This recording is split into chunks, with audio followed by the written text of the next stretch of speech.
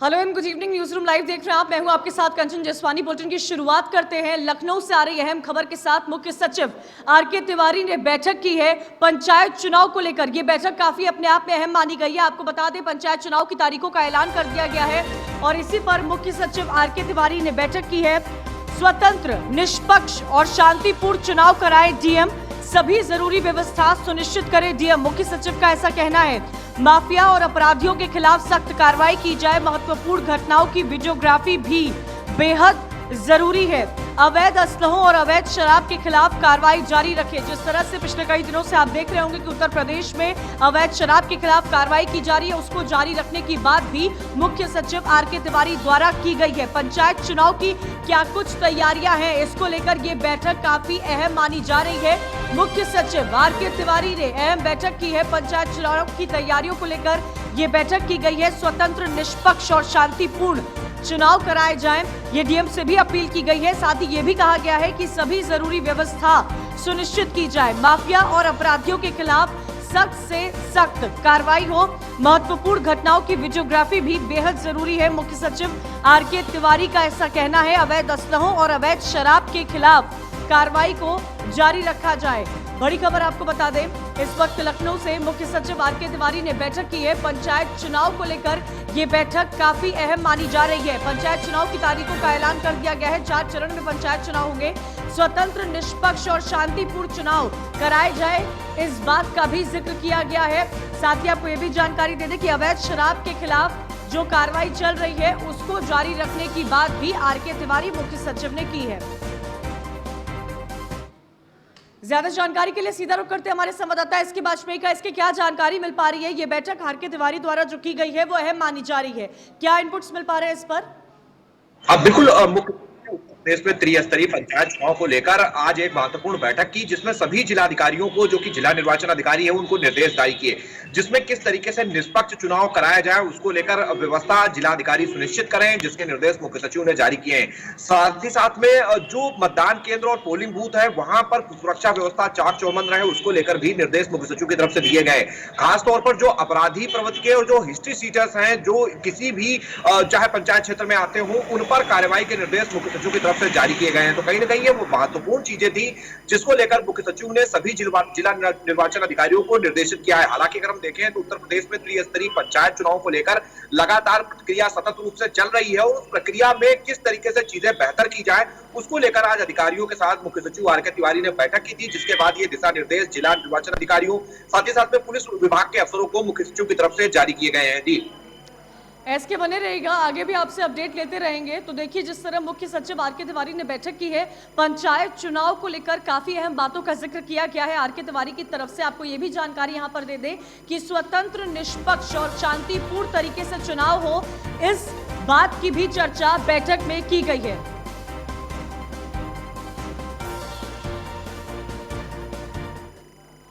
आगे बढ़ते हैं। उत्तर प्रदेश राज्य चुनाव आयोग की तरफ से निर्देश जारी किए गए हैं ड्यूटी को लेकर। ये उत्तर प्रदेश चुनाव आयोग की तरफ से अहम निर्देश जारी किए गए हैं। आपको बता दें, पति पत्नी के सरकारी सेवा में होने पर एक ही की ड्यूटी लगेगी। प्राप्त प्रार्थना पत्र पर ड्यूटी को लेकर विचार किया जाए। बड़ी खबर लखनऊ से। यूपी राज्य चुनाव आयोग ने निर्देश जारी किया है। चुनाव के दौरान ड्यूटी को लेकर आयोग ने ये अहम निर्देश जारी किया है। पति पत्नी अगर सरकारी सेवा में है तो इनके होने में एक ही की ड्यूटी लगाई जाए। प्राप्त प्रार्थना पत्र पर ड्यूटी को लेकर विचार भी किया जाए। तो यूपी राज्य चुनाव आयोग की तरफ से अहम निर्देश जारी किए गए हैं। पंचायत चुनाव को लेकर देखिए तैयारियां पूरी की जा चुकी है। एक तरह से एसके हमारे साथ लगातार बने हुए हैं। सीधा एसके बाजपेयी का रुख करते हैं। एसके, यूपी राज्य चुनाव आयोग की तरफ से अहम निर्देश जारी किए गए हैं, क्या अहम जानकारी मिल पा रही है इस पर? बिल्कुल। जिस तरीके से जो ऐसे दंपति हैं जो कि पति पत्नी दोनों सरकारी सेवा में हैं, उनकी ड्यूटी को लेकर मुख्य निर्वाचन आयुक्त की तरफ से ये निर्देश पूरे जिला निर्वाचन अधिकारियों को जारी किए गए हैं कि अगर कोई भी दो लोग हैं जो पति पत्नी दोनों सरकारी सेवा में है, उनको ड्यूटी पर ना लगाया जाए। उनमें किसी एक व्यक्ति की ही ड्यूटी लगाई जाए, चाहे पत्नी की ड्यूटी या फिर पति की ड्यूटी। उनकी तरफ से अगर कोई प्रार्थना पत्र आता है जिसमें वो ये अनुरोध करते हैं कि उसमें से किसकी ड्यूटी लगा दी जाए, तो ऐसी स्थिति में एक व्यक्ति को ड्यूटी से फ्री रखा जाए, जिसकी वजह निर्वाचन आयोग कोर्ट ने यह मानी है कि जिनके घर में बच्चे हैं और उन बच्चों की देखभाल के लिए दोनों की ड्यूटी नहीं लगाई जाएगी, पति या पत्नी में से किसी एक व्यक्ति की ड्यूटी ही निर्वाचन में लगाई जाए, जिसको लेकर सभी जिला निर्वाचन अधिकारियों को मुख्य निर्वाचन आयोग की तरफ से निर्देश जारी कर दिए गए। तो निश्चित है कि एक मंशा है राज्य निर्वाचन आयोग की कोई भी ऐसा व्यक्ति न हो जिसके परिवार में कोई समस्या उत्पन्न हो, क्योंकि अगर दोनों सरकारी सेवा में होंगे तो कहीं न कहीं उनके परिवार की देखभाल के लिए एक व्यक्ति को ड्यूटी से मुक्त रखा जाए, जिसके निर्देश सभी जिला निर्वाचन अधिकारियों को मुख्य निर्वाचन अधिकारी की तरफ से जारी कर दिए गए हैं। जी एसके बने रहेगा, आगे भी आपसे इनपुट लेते रहेंगे। तो यूपी राज्य चुनाव आयोग की तरफ से अहम निर्देश जारी किए गए हैं। पति पत्नी अगर सरकारी ड्यूटी में है तो दोनों में से, इस दंपति में से किसी एक ही की ड्यूटी लगाई जाए, ये अहम निर्देश यूपी चुनाव आयोग की तरफ से, राज्य चुनाव आयोग की तरफ से जारी किए गए हैं।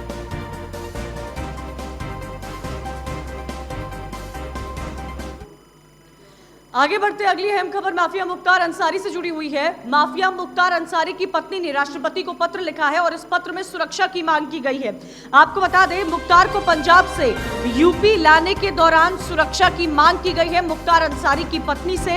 आपको यह भी जानकारी दे दें कि राष्ट्रपति रामनाथ कोविंद को पत्र लिखकर इसकी मांग की गई। आज मुख्तार को लेने पंजाब पुलिस के पास उत्तर प्रदेश की पुलिस पहुंची थी। कोरोना टेस्ट के बाद यूपी लाया जाएगा माफिया मुख्तार अंसारी। यूपी की बांदा जेल में रखा जाएगा मुख्तार अंसारी को।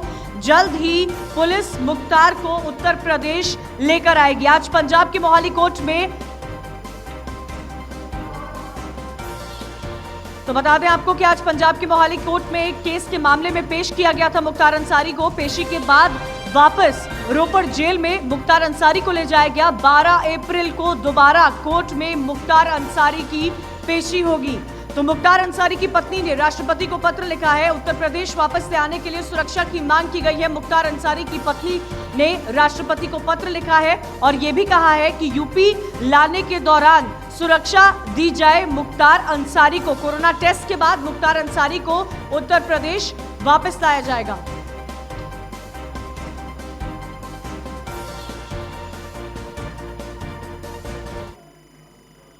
और इस पूरे मामले पर गाजीपुर के एसपी डॉक्टर ओम प्रकाश सिंह ने क्या कुछ कहा है, सुनिए।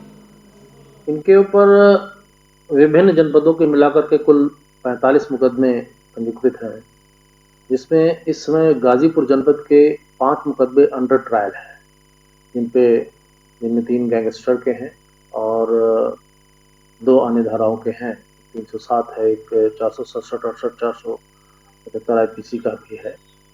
इन मुकदमों को ट्रायल पे रखा गया, जिसपे समय समय पर ऑनरेबल जो MP MLA कोर्ट है प्रयागराज का, वो सम्मन आदि इशू करता है। ये मुकदमे 5 जनपद गाजीपुर के ट्रायल पे हैं, जिनमें उनकी आवश्यकता पड़ती है। इनके ऊपर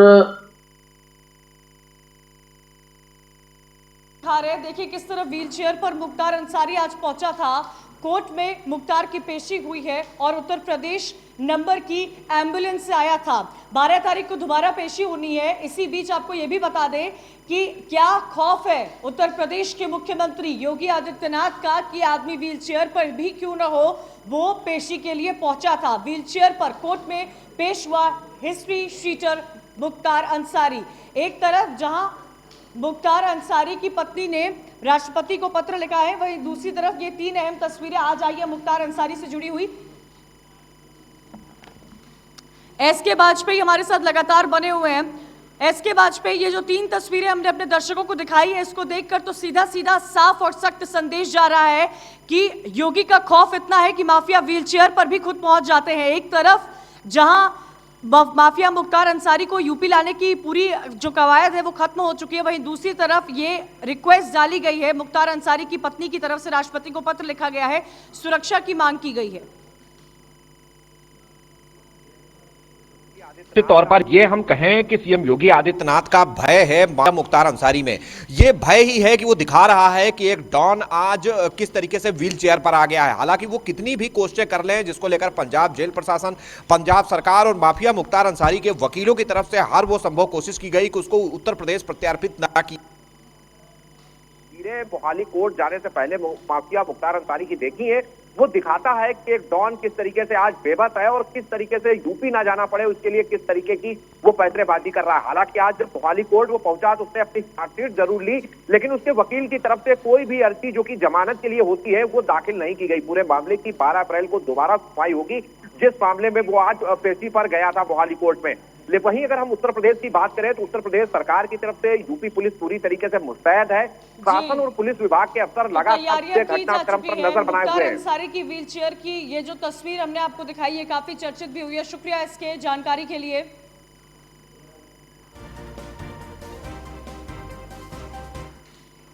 आगे बढ़ते अगली अहम खबर मथुरा से आ रही है। पीएफआई के सदस्यों पर जो भी आरोप लगे थे उस पर सुनवाई हुई है। आपको बता दें पीएफआई के सदस्यों की 7 सदस्यों की जो है वो वीडियो कॉन्फ्रेंसिंग के जरिए पेशी हुई है। सुनवाई हुई 3 अप्रैल को। इस पूरे मामले पर अगली सुनवाई होगी। पीएफआई के 7 सदस्यों की कोर्ट में वर्चुअली तरीके से पेशी हुई है। 3 अप्रैल को इस पूरे मामले में अगली सुनवाई होनी है। बड़ी खबर मथुरा से। पीएफआई के सदस्यों पर जो आरोप लगे थे उन आरोपों पर सुनवाई हुई। 7 सदस्य पीएफआई के जो आज वर्चुअली तरीके से इस पेशी में शामिल हुए थे। आपको यह भी जानकारी दे दें कि 3 अप्रैल को इस पूरे मामले की अगली सुनवाई होगी। तो मथुरा से यह अहम खबर आ रही है जहां पीएफआई के 7 सदस्यों की कोर्ट में वर्चुअली तरीके से पेशी हुई है। अगली सुनवाई 3 अप्रैल को होनी है इस पूरे मामले की। और आपको यहां पर यह भी जानकारी दे दें कि जो भी आरोप पीएफआई के सदस्यों पर लगे थे उसको लेकर यह सुनवाई हुई। क्या आखिर अगली सुनवाई में सामने आता है ये तो 3 अप्रैल को पता चलेगा। लेकिन मथुरा से अहम खबर पीएफआई से जुड़े 7 सदस्यों की जो भी आरोप इन पर लगे थे उन सभी आरोपों पर सुनवाई हुई है। वर्चुअली तरीके से पेशी हुई है। आपको ये भी जानकारी दे दें कि अगली सुनवाई 3 अप्रैल को होगी।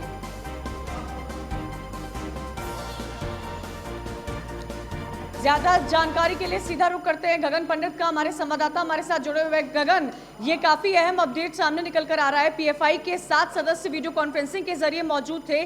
क्या अहम बातें आज सुनवाई में सामने निकल कर आई है? अगली सुनवाई वो 3 अप्रैल को होनी है।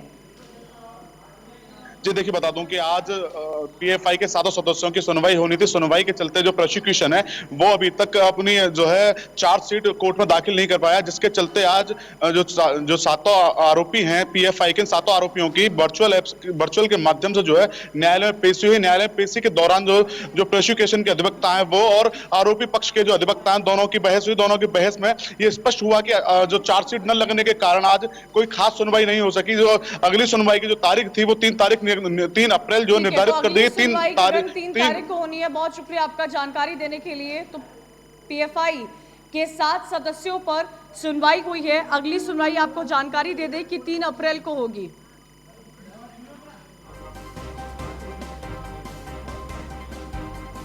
तो पीएफआई के 7 सदस्यों की कोर्ट में वर्चुअली तरीके से सुनवाई हुई है। इस पूरे मामले की अगली सुनवाई 3 अप्रैल को होगी। मथुरा से अहम खबर।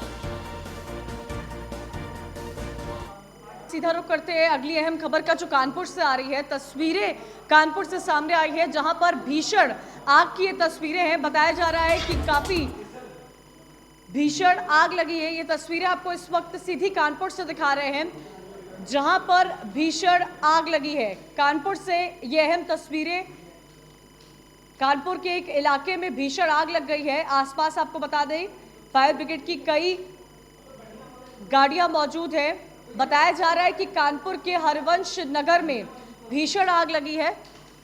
इस हरवंश मोहल्ले में भीषण आग लगी है। आसपास के स्थानीय लोग वहां पर मौजूद है।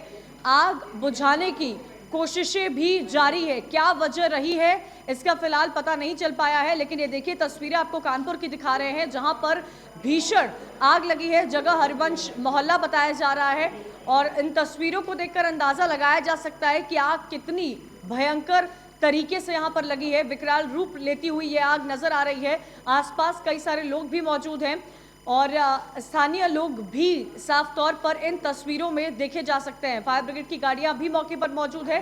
आग को बुझाने की कोशिशें जारी है लेकिन क्या वजह रही है इसका अब तक कुछ पता नहीं लग पाया है। तस्वीरें कानपुर की आपको दिखा रहे हैं। भीषण आग लगी है।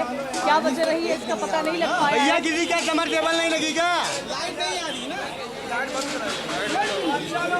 दो तस्वीरें आपको दिखा रहे हैं। कानपुर के हरिवंश मोहल्ले से आ रही है जहां देखिए आग ने क्या विकराल रूप ले लिया है। आग का काला गुबार आसमान में जाता हुआ नजर आ रहा है। आसपास स्थानीय लोग भी कई सारे इकट्ठे हो गए हैं। आग को बुझाने का प्रयास लगातार जारी है, लेकिन ये तस्वीरें कानपुर के हरिवंश मोहल्ले से आ रही है। लाखों का सामान जलकर खाक हुआ है और जब तक फायर ब्रिगेड की टीम वहां पर पहुंचती तब तक स्थानीय लोगों ने ही मोर्चा संभाला और आग को बुझाने की कोशिशें जारी रही है। भैया किसी का कमर से ज्यादा जानकारी के लिए सीधा रुख करेंगे रमन गुप्ता, हमारे संवाददाता कानपुर से जुड़े हुए फोन लाइन पर। रमन, क्या जानकारी मिल पा रही है, कैसे इतनी भीषण आग लग गई? बिल्कुल कंचन, आपको बताना चाहूंगा कि कानपुर के हरबंश मॉल थाना स्थित गरड़िया मॉल में एक बोरे का गोदाम था। वहां पर अचानक एक गोदाम में आग लग जाती है और सबसे बड़ी बात यह है कि काफी घनी वाला आबादी वाला इलाका है, जहां पर आग लगने के कारण जो आसपास के मकान हैं वो भी आग की चपेट में आ जाते हैं। मौके पर लगभग सभी अधिकारी मौजूद हैं। फिलहाल अभी आग की चपेट में कोई भी नहीं आया है। सबको सुरक्षित यहाँ के क्षेत्र के लोगों ने बचा लिया है, घरों से निकाल दिया है। लेकिन इतनी सक्रिय गली में इस तरह का गोदाम, जिसके कारण कोई भी बड़ी दुर्घटना हो सकती थी, लेकिन जो क्षेत्र के लोग थे कहीं ना कहीं आग पर अब काबू पा लिया गया है और तमाम आला अधिकारी मौके पर है। कंचन, ऐसी आवाजाही वाली जगह पर रमन, इस तरह गोदाम का होना, क्या लाइसेंस मिला हुआ था पहले से? जी बिल्कुल कंचन, आपको बताना चाहूंगा कि अभी फिलहाल उसके लिए जांच के आदेश भी दे दिए गए हैं। मौके पर एएसपी, डीसीपी और तमाम थानों का फोर्स मौके पर है। अब इसकी जांच कराई जाएगी आगे कंचन। अब आगे उसके विरुद्ध कार्रवाई के भी निर्देश दे दिए गए हैं। लेकिन फिलहाल इतनी घनी आबादी में एक बोरे का गोदाम और आसपास के जो मकान हैं वो भी आग की चपेट में आए थे। फिलहाल अभी कोई भी उस आग में सभी को बचा लिया गया है, कोई भी उस आग की चपेट में नहीं आया है। अभी फिलहाल जो आला अधिकारी उन्होंने जांच के आदेश दे दिए। हताहत होने की कोई खबर सामने नहीं आई है। शुक्रिया रमन जानकारी के लिए।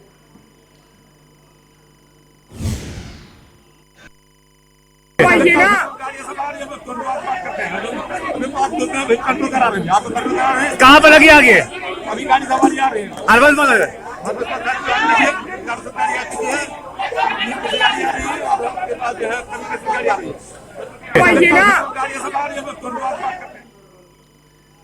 चलिए आगे बढ़ते। अगली अहम खबर बरेली से आ रही है, जहां पर नगर निगम के पार्षदों का बीडीए के उपाध्यक्ष पर गंभीर आरोप लगाए गए हैं।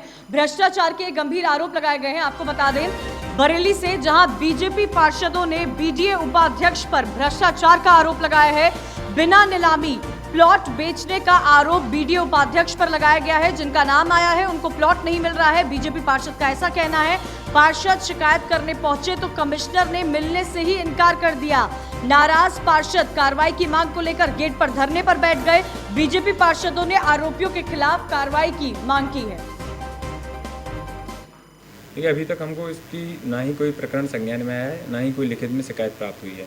जैसे ही शिकायत प्राप्त होती है तो जो भी हम लोगों की जांच प्रक्रिया है उसके तहत ही कार्रवाई कराई जाएगी। तो क्या पूरा मामला है, किस तरीके का क्या? नहीं, अभी हमारे समक्ष कोई लिखित में शिकायत प्राप्त नहीं हुई है और जैसे ही कोई भी शिकायत प्राप्त होगी उस पर हम लोग जो भी प्रक्रिया है उसके हिसाब से हम लोग कार्रवाई कराएंगे। शर्मा बंटी, पार्षदों और बरेली विकास प्राधिकरण का बोर्ड का सदस्य। हम काफ़ी कुछ महीनों से बरेली विकास प्राधिकरण में हो रहे भ्रष्टाचार को लेकर के पत्राचार के माध्यम से अपने संगठन को, अपने मंत्री जी को अवगत करा। आगे बढ़ते अगली अहम खबर प्रयागराज से आ रही है, जहां फूलपुर इफ्को में हुए हादसे में बड़ा अपडेट आ रहा है। 11 अधिकारियों को निलंबित कर दिया गया है। आपको याद होगा किस तरह इफ्को में हादसा हुआ था। यूनिट हेड सहित 11 अधिकारी निलंबित किए गए हैं। एमडी डॉक्टर उदय शंकर ने कार्रवाई की है। 4 महीने में 2 बड़े हादसे होने पर ये बड़ी कार्रवाई की गई है।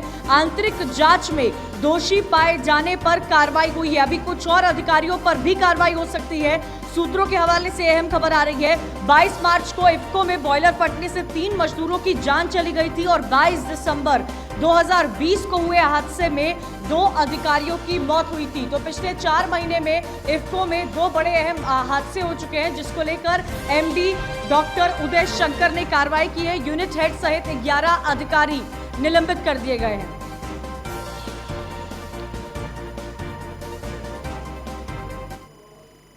तो ज्यादा जानकारी के लिए सीधा रुख करते हैं आलोक मालविया हमारे संवाददाता प्रयागराज से हमारे साथ जुड़े हुए। आलोक, क्या जानकारी मिल पा रही है? पिछले 4 महीने में फूलपुर इफ्को में जो 2 बड़े हादसे हुए उसको लेकर एमडी डॉक्टर उदय शंकर ने बड़ी कार्रवाई की गई है। यूनिट हेड सहित 11 अधिकारियों को निलंबित कर दिया गया। बिल्कुल कंचन, देखिए जिस तरह से इफ्को हमेशा से ही विवादों में घिरा रहा है, उसमें 22 तारीख काफी खराब मानी जाती है। 22 दिसंबर और फिर 22 मार्च 22 तारीख को 2 बड़े हादसे हुए, जिसके बाद से प्रशासन जागा है और प्रशासन ने कार्रवाई की है। हालांकि आज ही वहां के जो कर्मचारी हैं उनसे बातचीत हुई है तो उन्होंने बताया कि अभी तक उनको किसी भी तरह की सरकारी सहायता नहीं मिल पाई है। उनका कहना है कि हमने वहां पर शिकायत की थी, शिकायत करने के साथ ही हम यहाँ पर घायल हुए, घायल होने के बाद हमारा इलाज हुआ। इलाज के दौरान ही हमें यह आश्वासन दिया गया था कि जो भी हमें सरकारी मदद वो मुहैया कराई जाएगी और कार्रवाई भी होगी। है कि कुछ और अधिकारियों पर भी बड़ी कार्रवाई की जा सकती है। शुक्रिया आलोक जानकारी के लिए। आगे बढ़ते हैं, मथुरा से अहम खबर आ रही है। जो ट्रिपल मर्डर का पूरा मामला हुआ था उसमें सजा दी जा चुकी है। आपको बता दें कि मुख्य आरोपी पर फांसी की सजा का ऐलान किया गया है। ट्रिपल मर्डर पूरे मामले को लेकर यह अहम कार्रवाई की गई है। मथुरा से आ रही है, जहां मुख्य आरोपी चंदन सिंह को फांसी की सजा सुनाई गई है। आरोपी कालीचरण अनिल को आजीवन कारावास की सजा सुनाई गई है। आरोपी गजराज को भी आजीवन कारावास की सजा सुनाई गई है। 18 जून 2018 को थाना राय क्षेत्र के नगला भरो में 3 लोगों की निर्मम हत्या कर दी गई थी। निर्मम हत्या करने के बाद में जो मुकदमा था वो अज्ञात के खिलाफ लिखाया गया था। अज्ञात के मुकदमे के लिखने के बाद पुलिस की विवेचना में 5 लोगों के नाम सामने आए थे। 5 लोगों में से आज मथुरा के न्यायाधीश अमर सिंह ने, जो कि एडीजे 10 के न्यायाधीश हैं, एडीजे 10 के न्यायाधीश ने आज 4 लोगों को सजा सुनाई गई है। मेरे साथ इस समय मौजूद है मथुरा न्यायाधीश न्यायालय के एडीजी साहब से हम जानना चाहिए किन किन लोगों को आज जो सजा सुनाई गई है वो क्या है और किन किन क्या क्या सजा सुनाई गई है। आज जो है हमारे यहाँ एक थाना राय के जो है राज्य बनाम चंदन सिंह मुकदमे में जो है सज़ा सुनाई गई है। ये मुकदमा जो है 18 जून 2018 को 3 लोगों की जो है रात्रि में निर्मम हत्या कर दी गई थी। उसमें जो है एफआईआर अज्ञात में की गई थी, लेकिन विवेचना के दौरान पुलिस ने जो है 5 लोगों के नाम जो है उसमें खोले थे, जिसमें जो है 4 व्यक्तियों की आज दोष सिद्ध किया गया है, जिसमें एक अभियुक्त चंदन सिंह को मृत्युदंड की सज़ा दी गई है और 3 अभियुक्तों को आजीवन कारावास की सज़ा दी गई है। अच्छा, एक महिला जो 5वीं अभियुक्त है उसको जो है बरी कर दिया गया है, उस पर केवल षड्यंत्र करने का आरोप था। वकील साहब, जो 3 नाम हैं जिनको आजीवन सजा दी गई है वो क्या क्या हैं? वो एक गजराज हैं और एक कालीचरण उर्फ करुआ हैं, एक अनिल हैं, जिनको आजीवन कारावास की सज़ा और 50-50 हज़ार रुपये के जुर्माने से दंडित किया गया है। और चौथे अभियुक्त चंदन सिंह को मृत्युदंड की सज़ा दी गई है और 50,000 रुपया जुर्माना लगाया गया है उस पर।